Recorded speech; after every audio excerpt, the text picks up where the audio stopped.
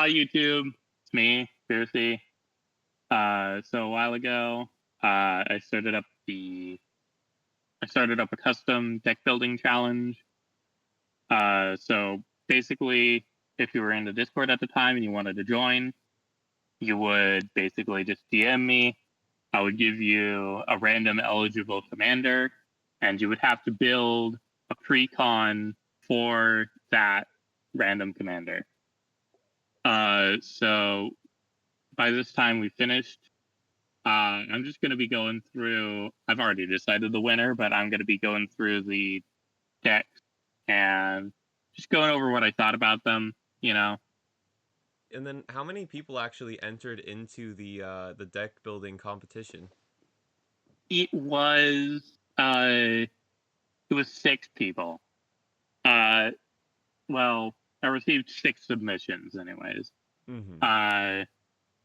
Because Dex joined like really late and didn't end up going. Didn't For end up really sure. liking what he had. So But yeah, the random commanders were crazy. I'm I'm kind of excited to show you guys what my yeah, random commander was. we had some ones that made sense. We had some ones that did not make any sense.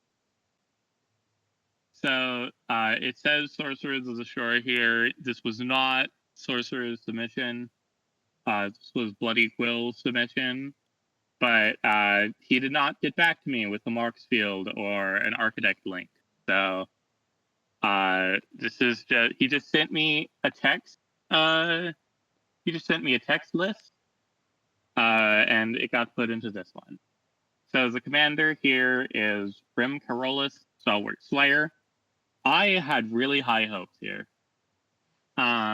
because Rim Carolus is a really interesting looking commander. Mm-hmm. 3 mana, 2/3 flying haste.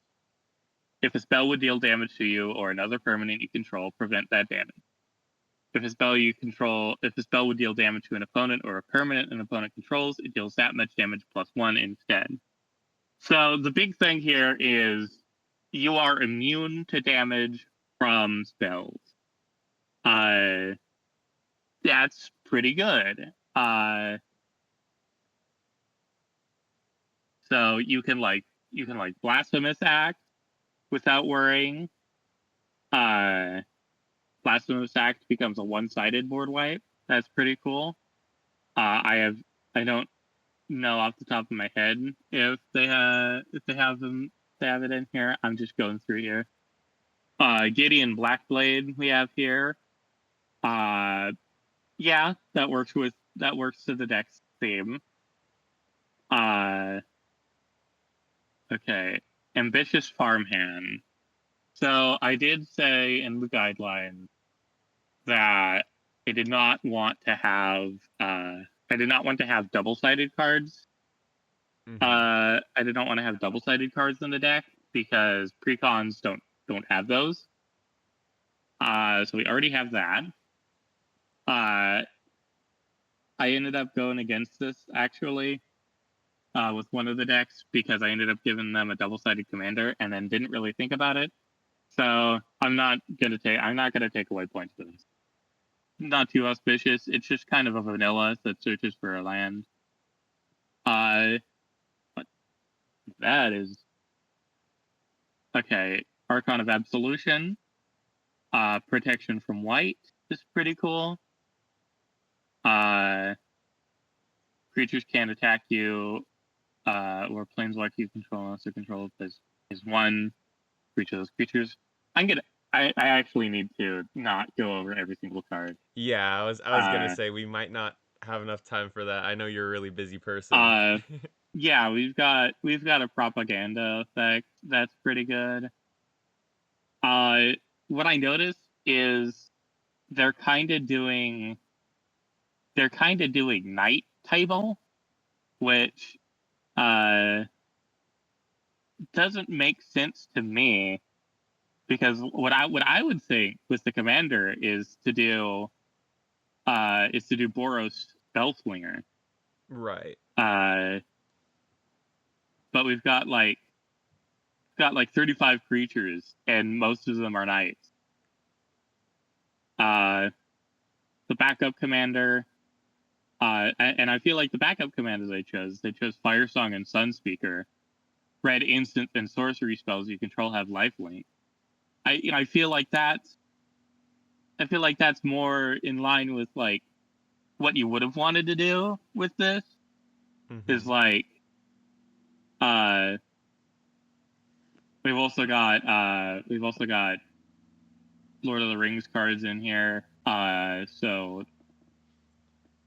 Oh yeah, that was another rule, right? We weren't able to use yeah, cards from Universes Beyond. like don't use Universes Beyond cards unless like the name is like reprintable. Like they have Suplex here. Suplex is fine.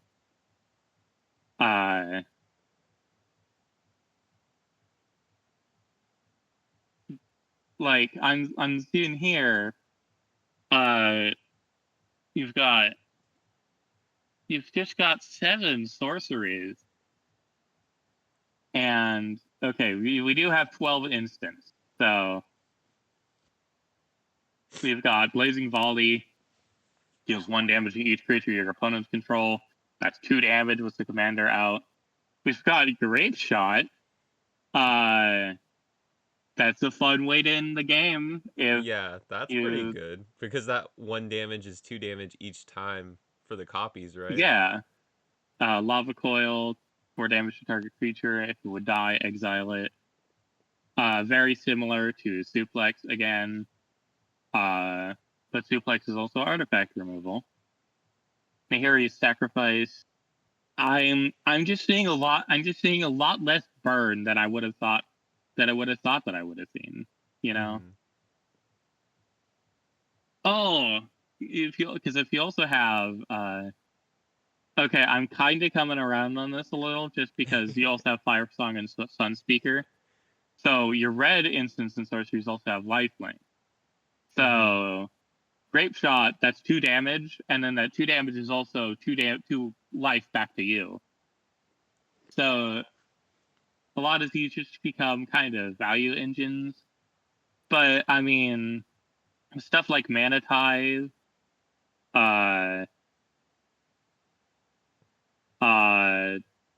Lantern Flare, Healing Grace. Healing Grace? Yeah, that's an interesting choice. Alright, okay. Like Fleeting Flight, Jerusalem.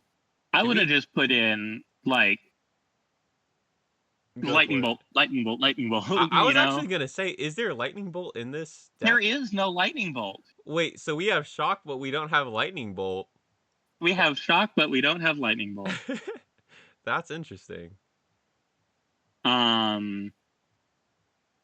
Artifacts, this was one thing that I noticed. There's no Sol Ring. There's no Arcane Signet. We've got Amulet of Safekeeping. That's kind of neat. Shining Armor, again with the Night typle. The Circle of Loyalty, also more Night typle. Ghostly Prison, Sphere of Safety. Got another propaganda effect and another propaganda effect. It's just kind of pillow 40, if that makes sense. So this was the one that I had on the bottom. I will say nothing against Quill personally. I'm not entirely sure how much of the rules he read. And he did say that he wanted to edit it before he like fully submitted it, but he didn't. So this is what I had from him. So this is what I'm judging. Right on. I mean, I know there's nothing against him. I didn't really do much better. And we're about to see just how much better you did. Because we got yours next. I kind of feel bad for you because I kind of screwed you with a really hard commander to build around. It was not your fault. It was completely random. we've got your commander is Heartless Hidetsugu. You tap him to ping each player for half their life, rounded down. Very good, very fun way to end the game. If you can get like a damage doubler. I don't know if there are damage doublers in red. Oh, there's okay. So I looked this up, and there were quite a few damage doublers. The only problem is it would kind of be They were going like, against the precon level if I threw any of them in. So yeah, I did put one single damage doubler just because it costs a lot of mana. You'll probably see it. It's on a creature. yeah. Artifacts. We've got a lot. We've got Cade's Son. Not expecting. Wasn't really expecting that. I think that. I don't know if it's been in a precon. Oh wait, it has. I'm literally seeing that the one you have here is from Commander 14. Yeah. So yeah, it's been in precons. But that's good for monocolor. Mm-hmm. You kind of have to just because it's monocolor. We've got just a lot of equipment, which I'm seeing is the same here. Mm-hmm. Got Tinza, Godo's Mall, great pick on Godo, of course. Saw he was in here. We've got the classics. We've got Sol Ring. We've got Swiftfoot Boots. We've got Mind Stone. Sword of the Animus. Wasn't expecting. But again, we've got stuff that costs a lot of mana, and we're only in one color. So Sword of the Animus does make sense. And it was also in precons, so it was in the Final Fantasy VII precon. I can see we're kind of going into. I saw that we were kind of going into like Goblin Samurai typo, which is pretty cool. Aki Battle Squad, Aki Drill Master. We've got goblins. We've got Brash Taunter, my goat. Burnished Heart, another ramp piece that I wasn't exactly. I get again. I get the. I get why we have ramp here. Fireblade Charger, Flaming Ogre, Goblin Goliath. This is the damage doubler. Here's the damage doubler. I like it because one, it only doubles the damage once.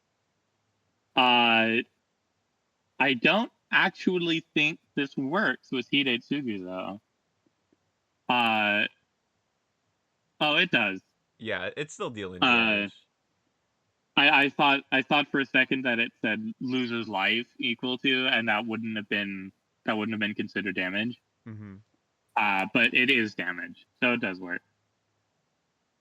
I didn't actually think about it all that hard when I was making my ranking. You might have. I think I might. I think. I think the other ones are still just a bit above this one. But yeah, we've got more goblins. We've got more samurais. Oh yeah, Kazul, by the way, that's my alternate commander choice for the deck. It was so hard because I couldn't lean on the like actual theme of the commander. Yeah. But I kind of just had to make it ogres, goblins, and equipment. Yeah. Mog Maniac, we have slightly worse Brash Taunter. Yeah, it's just goblins. It's just basically just goblins and ogres and samurais the whole way down. It's very thematic. I do like it. I do like it for that.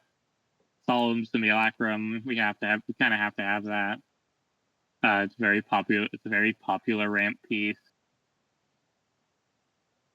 Oh, I do have 2 damage doublers. I forgot about that.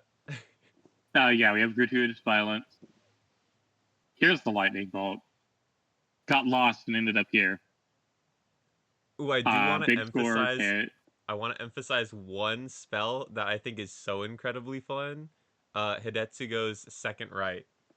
That one's gonna Yeah. be really fun for the deck. Uh,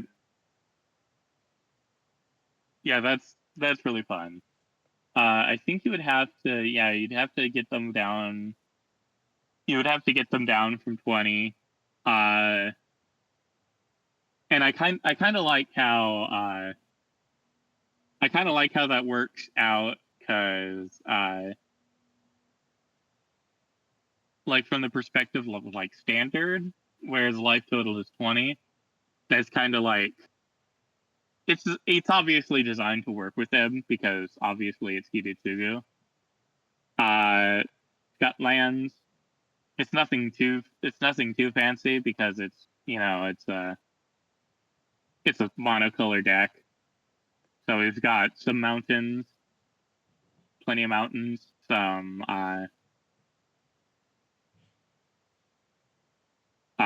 dormant volcano, reliquary tower, rogue's passage, smoldering crater, spine rock knoll, hideaway. I love hideaway. So fun. Mm-hmm. We've got a planeswalker in here. We've got cough. We've got more ramp. Let's go.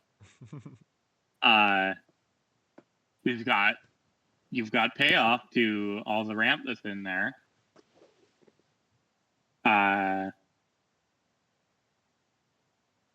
Blasphemous Act. Actually, hold on. Let me go back to it because let me go back to this one because it Oh, was like I did was it not have saying. Blasphemous Act? Oh my God, they did not have Blasphemous Act. What are you doing? Ah, that would have been so Blasphemous Act good. is like the first card I thought of when you have that commander because it becomes a one-sided board wipe. You've got Faithless Looting. It's the good red draw spell because you draw first. Fireball. Goblin Lore. Portal cards are always funny. And I like this one. It's very on theme for goblins because you discard at random. Mana Geyser. We've got a ritual, Relentless Assault. We've got a combat doubler. Throes of Chaos. It's just Cascade and then Retrace. It's pretty good. This is a really good. It's a nice fun deck. I just feel like the ones above it, just kind of feel more like precons. Mm-hmm. This one just kind of felt like I drew Heartless Hidetsugu from a pack. Let me look through my bulk, and think of what I can do with this. Right. Again, no offense. Okay, this one, this is Sorcerer's actual submission.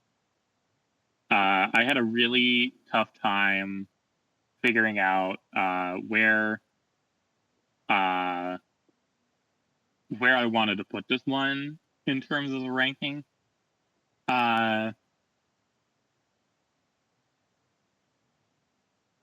Because if I'm going to be completely honest, this is the one that feels the most like a precon to me. So we've got Zidane Tantalus Thief, 5 mana for a 3/3. When he enters, you gain control of a target creature an opponent controls until end of turn. Untap it, it gains lifelink and haste until end of turn. And then whenever an opponent gains control of a permanent from you, you create a treasure. So the theme is stealing and awful charity. So you've got Academy Manufacturer. It's good value for the reprint value, which is something that I took into account with this. So when you create a clue, food, or treasure, you'd create a clue, food, and a treasure. So Zidane will give you a clue, food, and a treasure with, and he gives you something back. It's got Bizarre Trader to just give stuff to your opponent.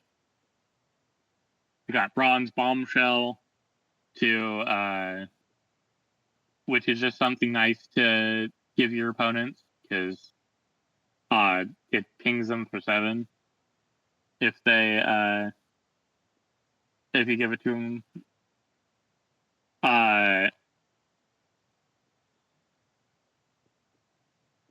Bronze Guardian, specifically the one from the Final Fantasy VII Precon. I don't quite exactly see why this is here. If that makes sense.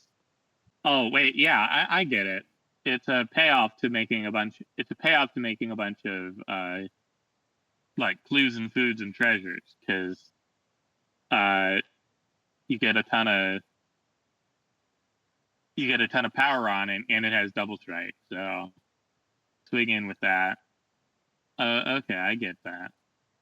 We've got Blink, tons of Blink to Blink Zidane. Got Lauren of the Third Path, but it's the one from the Final Fantasy bonus sheet. So she's Garland Garnet from Final Fantasy IX. So that fits the deck.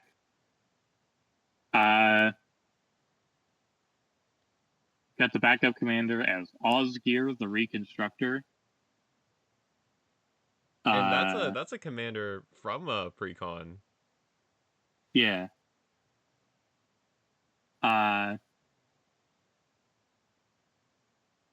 Sacrifice the artifact. You just I see the vision a bit more. Treasure Nabber was also in yours. I feel like it's more fitting here because the deck is based around stealing stuff. You've got Guilt Skin, who makes perfect sense in the deck because you slide them one of your permanents and you draw a card.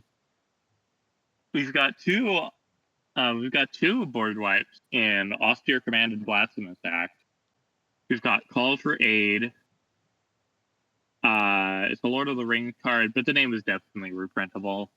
So you get you gain control of all creatures target opponent controls. You untap them. They gain haste, but you can't attack them. So this is great. It's a great payoff because if you have Zidane out when you do this, you essentially get a treasure token for each creature they control, and you get to swing with all their creatures at somebody else. It's pretty cool. We've got more steel effects. Mass Mutiny, Furnace Rains, Harmless Offering, Claim the Firstborn, Mob Rule, Seize the Spotlight, Unexpected Request, which is definitely designed around Zidane. I mean, it's got him on it. So with this one, I feel like I should mention that 2 of the Final Fantasy IX party members are also in red and white. Let me see. Quick detour to Scryfall. Ilbert Steiner, MTG. So we've got Gilbert Steiner, and these 2 have like an equipment thing going on. I probably would have, and so does Unexpected Request. What I probably would have done is I would have put an equipment sub-theme in this. I mean, Boros equipment, kind of writes itself. He gets +1/+1 for each equipment, and he's got lifelink. He's all right. And the other one, you've got Freya Crescent. During your turn, she has flying. You can add red. You can add red to cast an equipment or activate equipment. Activate an equip ability. It's pretty good. And then you have unexpected requests. You gain control of a creature, untap it, gains haste, and you may attach an equipment you control to it. So, I don't know. I would have put more equipment in. We've got a bunch of flicker effects. We've got swords. We've got generous gift. We've got oblation. You shuffle something from your deck.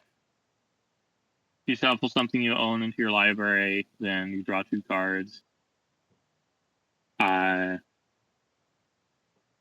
We've got Chaos Warp. Chaos Warp is always fun. Cloud Shift, Dispatch. I like Dispatch.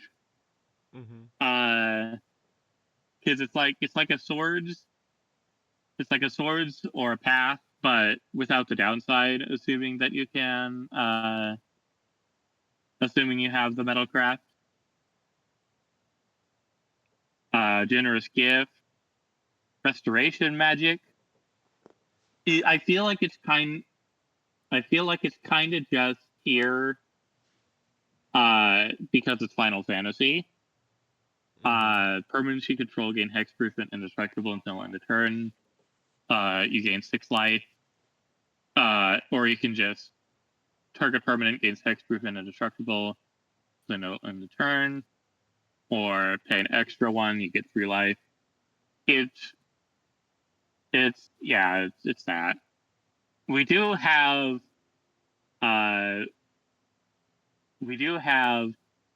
2 equipments in here. So I've got Machinist's Arsenal. So equipped creature gets +2/+2 for each artifact you control.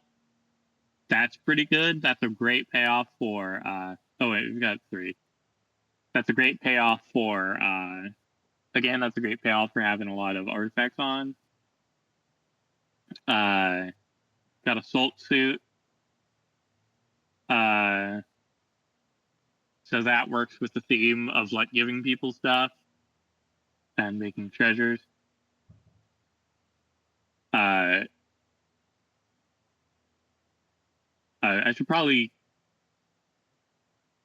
I'm gonna also try and go through these faster.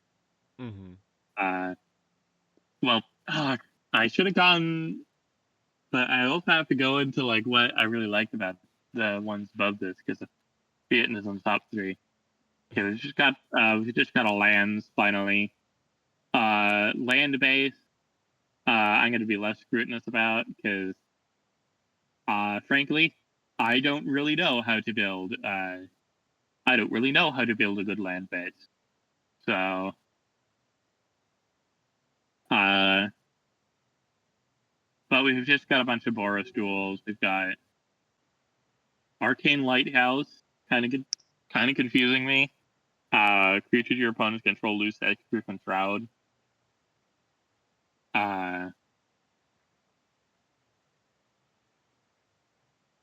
It's probably just there to steal the really good permanents that they have hexproof and shroud on. Oh, that's true. Yeah. All right, we're looking at deuses. We have Gadrak, the Crown Scourge. 5/4 for 3. Can't attack unless you control 4 or more artifacts. And at the end of your turn, you create a treasure token for each non-token creature that died this turn. So again, we have treasure as a theme. And as you can expect, we've got a lot of artifacts here. 14. We've got We've got Arcane Signet, Buried Treasure. So it's just a playable treasure token that you can also discover 5 with. A lot of low mana artifacts to like usually this will like ramp you, or they tend to either ramp you or draw you cards. Like Dragon's Horde.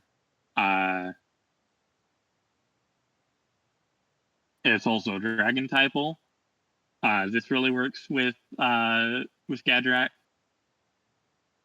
Fire Diamond,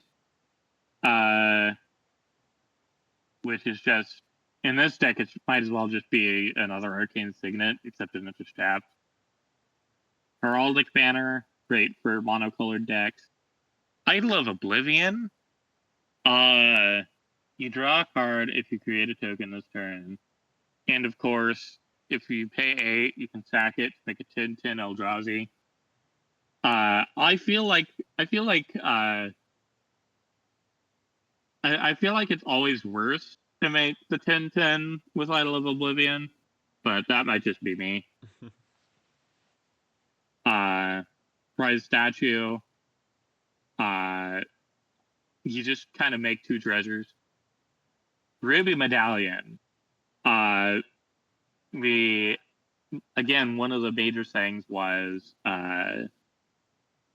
reprint value, and this is a really good example of that. Because the reprint value already is like $110, which is pretty average. But then you have something like Ruby Medallion, that's $13 by itself. I would 100% pick up this deck if it was real for that Ruby Medallion. Hell yeah. Mm-hmm. Sol Ring, of course. Trading Post is a nice toolbox. Academy Manufactor is also here. Just got a bunch of dragons. We've got Lannery Storm, but it's also the Final Fantasy reprint one. I'm gonna pretend that it was. I'm gonna pretend that it's Lannery Storm and not Vaughn. So you get a treasure whenever they attack. When you sacrifice it, when you sack a treasure, it gets +1 until end of turn. Really great value engine for treasures. Combustible Gearhulk is always fun. Goldhound, First Strike and Menace on a 1/1 for 1. You can stack it for 1 mana because it's a treasure. Got Krinko, but like the other Krinko, whenever an artifact's put into the graveyard from battlefield. So that's whenever you sacrifice a treasure. You can pay a red, and if you do, you make a 1/1 goblin. I don't think how many might not be all that great, because I don't think we have all that many goblins in here. I mean, you also have Magda in the deck too, and Magda gives you treasures for tapped dwarves. I guess you do get to sack the treasures for a dragon to tutor though, so I guess it kind of makes sense. Yeah, you sack the treasures to tutor like to tutor a dragon, so that would be like a Blast Furnace Kite. You've got Jorn as another good piece for the reprint value.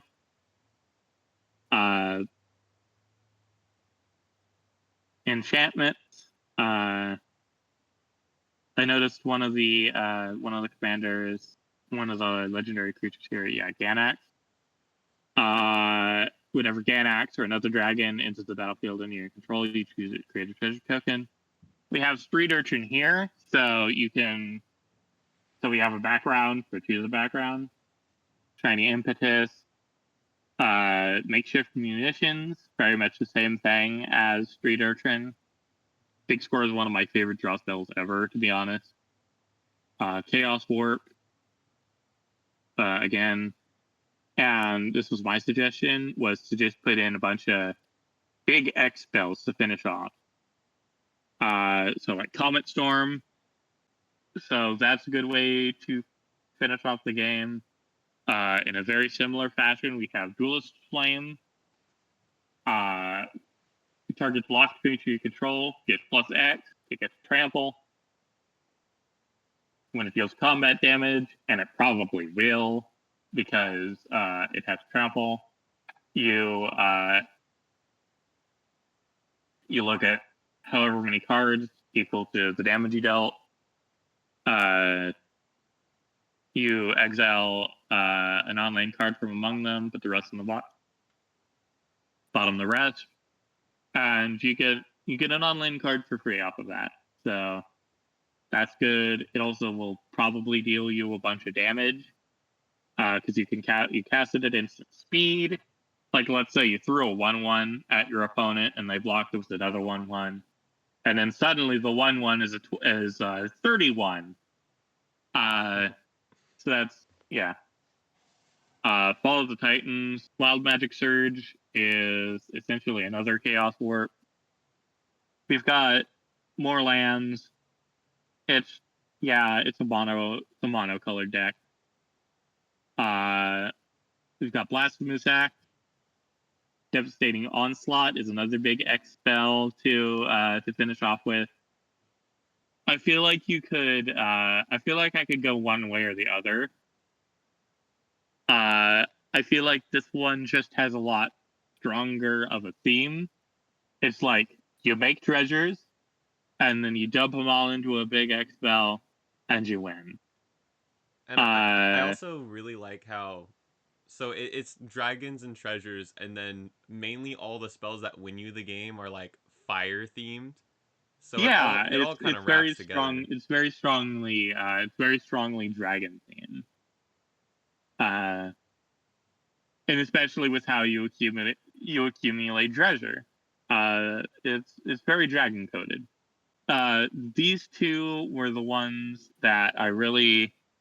These ones were the ones that I had to debate which one of them I was gonna go with. So this is Bomber's submission. And contrary to the title of it, I think it's a very, very good deck, actually.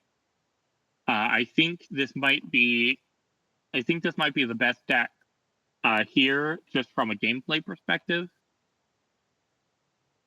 So we have our commander this time is Sire Vondum, Sunstar Exemplar. 2 mana, Vigilance, Menace. Whenever another creature you control dies or is put into exile, you put a +1/+1 counter on her and you gain 1 life. When she dies or is put into exile when its power is 4 or greater, you destroy it to 1 target non-land permanent. I know just how out of hand an aristocrat deck like this can get, because one of the people that I play with very frequently, she plays. I'm responsible for this, unfortunately, because I gave it to her. But she plays Judge Magister Gabarat as her commander, which is very similar. It does not have vigilance, and whenever another creature or artifact you control dies, you put this +1/+1 counter on him. It's just a worse version of Servandum, but I still find myself dying to him more often than I'd like to admit. That mostly comes from the fact that he's a 2 mana. That these two are 2 mana. These are both 2 mana commanders, so very easy to get out, and like commander tax means nothing to these people. I'll always have my opponent play Gabrant turn 2. So I expect a Vondum deck to be it'll probably be much the same. We've got 2 planeswalkers in here this time. We have a Johnny. We have these are both basically just 2 different payoffs to having a lot of life.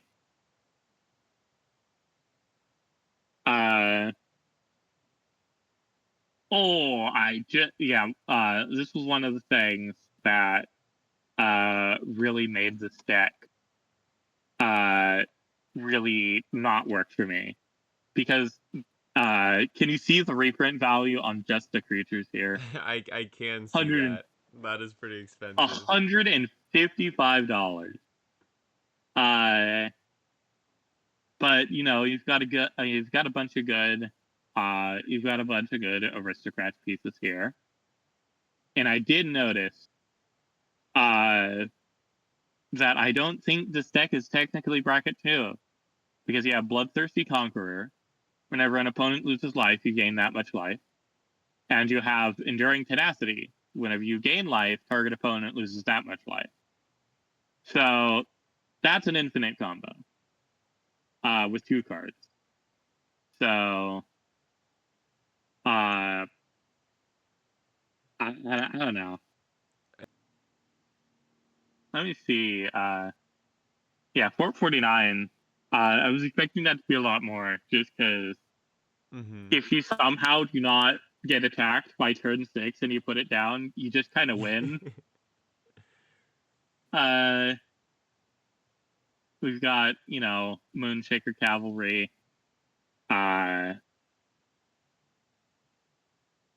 Summon Knights of Round. Technically a Universes Beyond card, and I don't really think it has all that reprintable of a name. But, at this point, what are rules? You create 3 2/2 Knights every turn for 4 turns. And in Aristocrats, what are you doing except sacrificing them? And then other creatures you control get +2/+2 at end of turn, and they each get an indestructible counter. So that's good. I mean, of course it's good. It's 8 mana. But yeah, we've got good Aristocrats pieces. We've got Vengeful Blood Witch, Viscera Seer, Kezia, Sun Titan to revive stuff, Soul Warden, 9 Lives Familiar.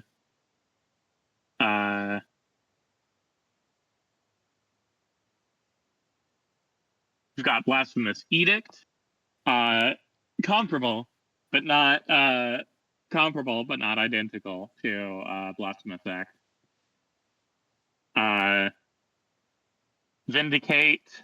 I probably would have put an Anguished Unmaking instead, but that's just me. White Sun's Twilight. White Sun's Twilight. It's a fun board wipe. I like playing it. We've got both the Path to Exile and the Swords to Plowshare. I'm pretty sure. I don't think I've ever seen a Precon have both of them. I think it's usually always one or the other. We've got Artifacts. This is pretty much all just staples. Arcane Signet, Belwar Stone, Mind Stone, Soul Ring, Talisman of Hierarchy. Soul Clamp goes crazy here. Cleric class. We have the class mechanic. Yeah, we have landfall, raid, and we have hideaway. You do have class, landfall, raid, hideaway. So I think it would be pretty difficult for a new player to pick this up. I think it's a very good deck. I think it's a very strong deck. I think it would be I think it would be a really popular pickup if it was actually released. But so the one that I ended up picking for real as the winner was Bath's deck. And Bath has a primer here. I'm just kind of gonna skim over it. You kind of gain and drain. It's life gain. You make foods. You flip Sorin. Quote unquote mega death laser your opponents. You stock up a big horde of foods.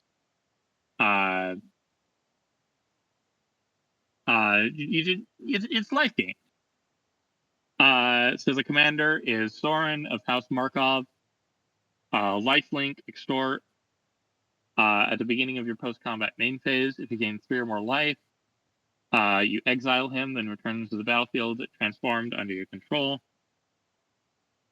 The backside also has extort, +2 to make a food, -1 deals damage equal to the amount of life you gain this turn to any target. 6, use the ult, you steal a creature, becomes a vampire with lifelink. And this one was the rule breaker we were talking about earlier, right? When it came to the transform rule. I gave it to him, and then I did not. It did not occur to me that this was a transform card until after he had already started building, and I wasn't going to be like, okay, start over. So I just kind of went with it. I feel like it's less offensive when it's the commander that's the transform card because you always keep it separate anyways. Yeah. So it works out. We're gonna go down to artifacts. You have Arcane Signet. You wouldn't know it by looking at it. Felwar Stone, Sol Ring, Talisman of Hierarchy. Honor Warren Chaco. He posted on this. He posted about this in the Discord. I think this is a really fun pick because it's 3 mana and taps for colorless, but you can untap it over and over again, which is pretty cool. I was kind of torn about this because he does have 4 other swords in this. I don't think a Precon would do this, but I like it because I like Sorin. So screw it. Got Tarian the Soul Cleaver. We've got it's an Ice Aristocrats piece. Academy Manufacturer shows up for the 3rd time today. Apothecary White from the Clues set. So this is what I really liked about the deck. Because the deck theme isn't just aristocrat like the last one's was. It's also food and life gain. And I feel like that's very thematic when you consider the commander. It's like Sorin all dressed up nice at a dinner table. So like the vibe is very strong. It like feels like you're at a gothic castle and you're having dinner with a bunch of vampires. Mm-hmm. And then after dinner they kill everybody, you know. Baron Bertram Greywater. You can sack a creature and artifact to draw a card. Kerbin's Cruel Sky Marcher. This is also in the other deck. Whenever you sacrifice a permanent, so like when you sacrifice a food, you put a +1/+1 counter on her and you gain 1 life. Whenever she attacks, you return up to one permanent card that's mana of a listener equal to determines power from the graveyard to the battlefield. So you have Reanimator there too. It's pretty. It's pretty simple. We've got Devotion in here as another mechanic. This one notably does not have the reminder text for Devotion.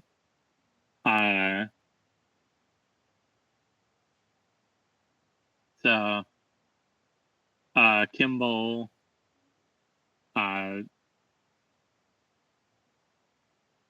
Halia, you get 1 life for every creature or artifact that enters.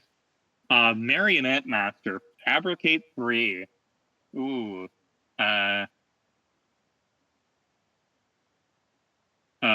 Whenever an artifact put into the graveyard from battlefield, an opponent loses a life equal to her power. So you ping them for 1 when you attack a food. Twin Blade Paladin. We've got Veto and Veto.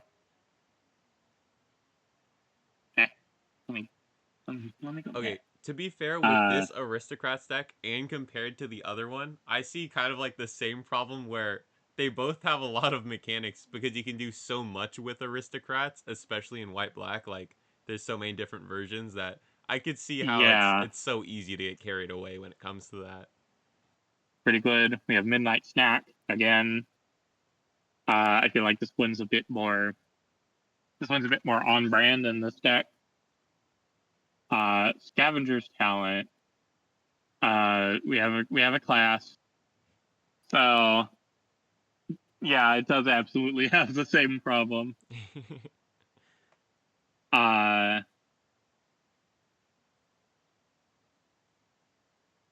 Valkyrie's Call. We have that to bring back the stuff you sacrifice. Anguished Unmaking, perfect for a Sorin deck because it's a good removal and it's also Sorin. Right. Deadly Dispute, Generous Gift, Path to Exile, Stroke of Midnight, lanes that I'm not really going to look at. Again, we have 4 Sorins. Yeah. Again, I don't think realistically a Precon. I don't think realistically a Precon would have 5 separate planeswalkers in it. Because the backside of a commander is also a planeswalker. But you know, when your commander is already a planeswalker, might as well. I mean, as a small benefit to them too, if you look at the price of all those planeswalkers, it just comes up to $7 too. So it doesn't raise the price, doesn't skyrocket it like most planeswalkers would. Sorin is pretty cheap.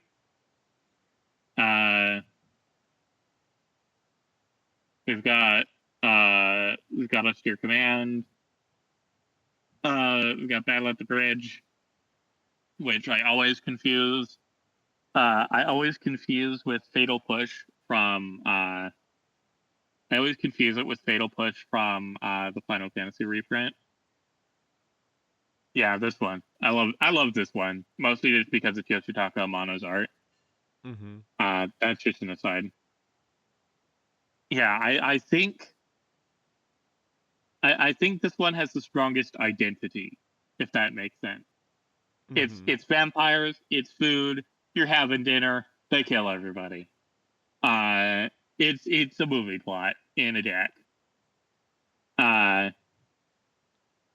And surprisingly, despite most of the bulk of the price coming from the creatures, this deck all on its own, altogether is less than the price of just the creatures in Bomber's deck. So that also works pretty strong to its advantage. Mm-hmm. But yeah, that's pretty much it. Again, thank you all to everybody who participated and everybody who submitted. I'm so glad to have been able to host this. and so glad to have been able to like collab on the video with it, video for it too. Hopefully I can do another challenge like this soon. But yeah, that's pretty much it. And I mean, Uh, just before we end the video, I just want to give a huge thank you to you, Fiercy, because you had to look at every individual deck and you had to host this entire event. So thank you for taking the time so that us, the server, can have some fun. oh yeah, I almost forgot. I had a deck that I was going to build around. So this was the random commander that I rolled. Oh, I Uh, remember you told me about that. uh, so I did not, and I was going to participate. And I was going to do like an example deck. Was this guy with whatever I rolled. Uh, and I just kind of ended up not doing that because I have no idea what to build with this. Uh, yeah. But yeah, I'm gonna end it off there. Bye YouTube. Bye, YouTube.